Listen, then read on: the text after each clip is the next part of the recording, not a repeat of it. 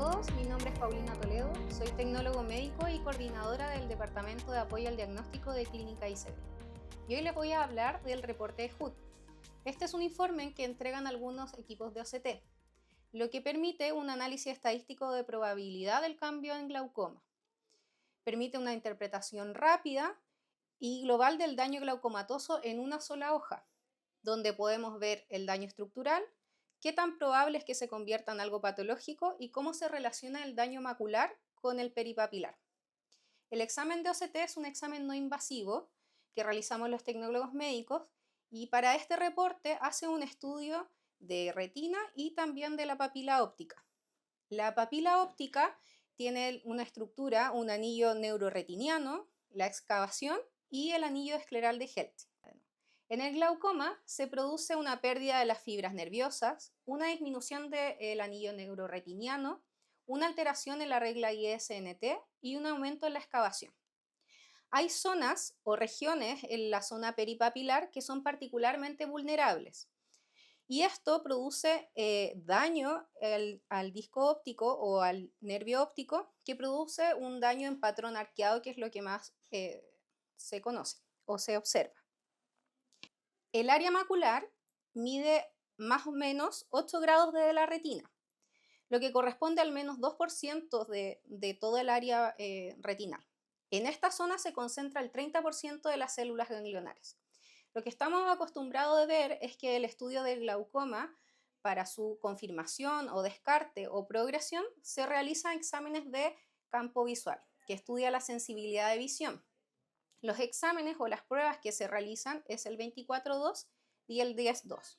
El 10-2 se analizan puntos de sensibilidad con una diferencia o un espacio de 2 grados dentro de los 8 grados centrales de la retina. El 24-2, los puntos de sensibilidad se analizan con una distancia de 6 grados dentro de los 8 grados maculares, es decir, se estudian solo 4 puntos con el 24-2. El OCT es el otro examen que se realiza para el estudio del glaucoma, el que comprende un análisis cualitativo y un análisis cuantitativo. En el análisis cualitativo, nosotros nos fijamos que la delimitación de la capa de fibras nerviosas esté correctamente para que después el equipo, el software, pueda hacer un análisis cuantitativo estadístico con respecto a esta estructura. El OCT lo que hace es un scan circumpapilar que responde en pacientes sanos a la regla de ISNT. ¿Qué es la regla ISNT? La zona inferior tiene mayor grosor que la zona superior tiene mayor grosor que la zona nasal tiene mayor grosor que la zona temporal. Y hay otro reporte que entregan los equipos de OCT, que es el gráfico de doble ojiva. Este gráfico de doble ojiva lo que hace es cortar este scan circumpapilar en algún punto, que generalmente es esa temporal, y estira este scan. Este estiramiento muestra un gráfico de doble ojiva donde los puntos más altos son el superior y el inferior. Estos puntos son los más altos en este gráfico porque no solo está representando fibras nerviosas, sino que también coincide con los puntos de los vasos sanguíneos que salen desde la papila. En los OCT también tenemos un mapa de células ganglionares que evalúa el espesor de las fibras que vienen desde la mácula. Hay gráficos también o análisis de RNFL que estudia el espesor de las fibras nerviosas peripapilares, lo que nos va a demostrar si hay pérdida axonal, y el ONH que nos muestra la morfología de la cabeza del nervio óptico, específicamente la excavación y el anillo neuroretiniano.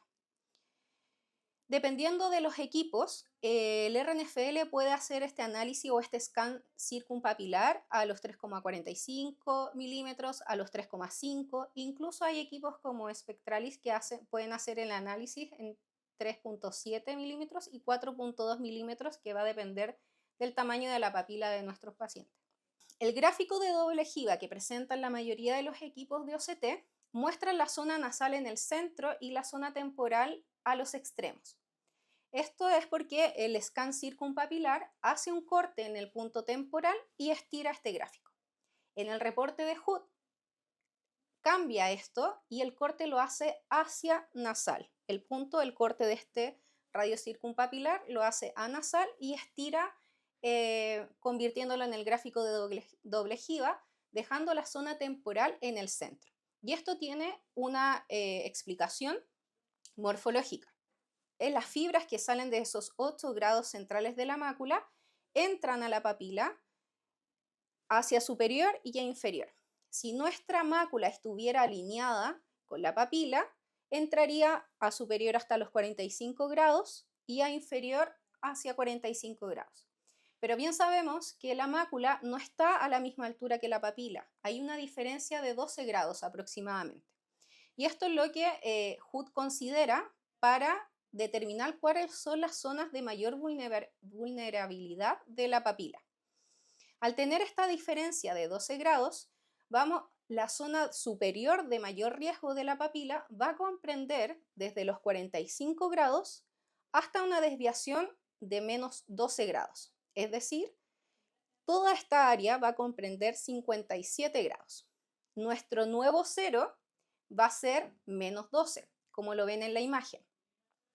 Y de esos 12 grados va a comprender 57 grados inferiores hasta lo que serían los 69 grados hacia inferior o los menos 69 grados. Por lo tanto, nuestra región de mayor vulnerabilidad, que representan las células o las fibras que vienen desde la mácula, van a comprender el área del nervio óptico desde los 45 grados a los menos 69 grados. Ahora, también tenemos fibras en el resto de nuestra retina. Esas fibras van a comprender los 15 grados centrales de la retina y el resto de esas fibras van a entrar hasta 90 grados por superior y 90 grados a inferior. Teniendo claro cómo las fibras de la mácula van o entran hacia la zona papilar, Hood hizo un estudio con 57 ojos con glaucoma inicial que fueron evaluados por 2 especialistas en glaucoma, con OCT, con campo visual 10.2, con campo visual 24.2, fotoestereoscópica, presión intraocular, más la historial del paciente.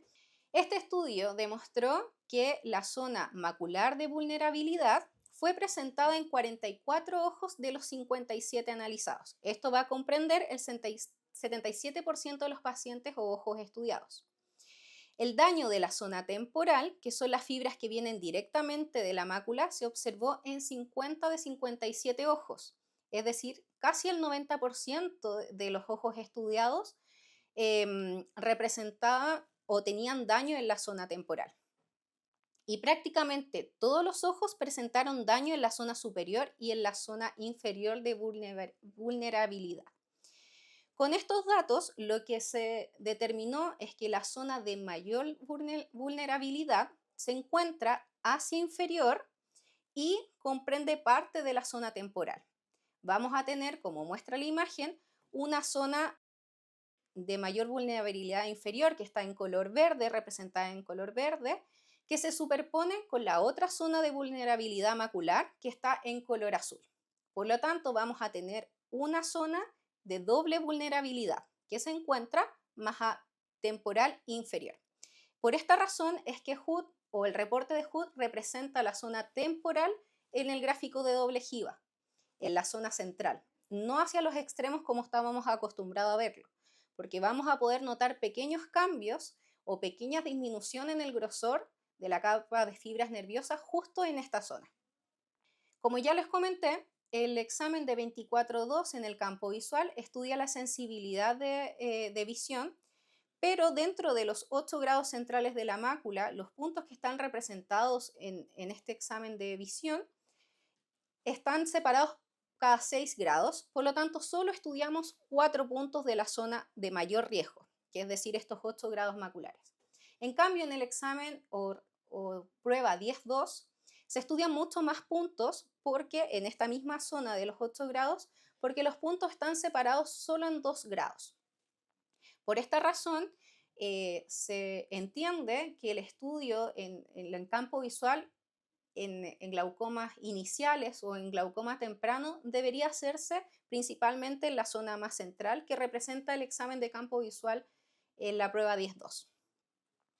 El análisis del reporte de Hood o de esta hoja del reporte de Hood va a comprender una representación del 24.2, una representación del 10.2, una representación del grosor retinal, un, un mapa o gráfico de colores que va a representar también el grosor de capa de células ganglionares, el gráfico de doble ojiva, que en este caso la zona temporal va a ser mostrada al centro, y por último unos gráficos de probabilidad que observamos en todos los exámenes de OCT que se realizan en papila o para pacientes de glaucoma.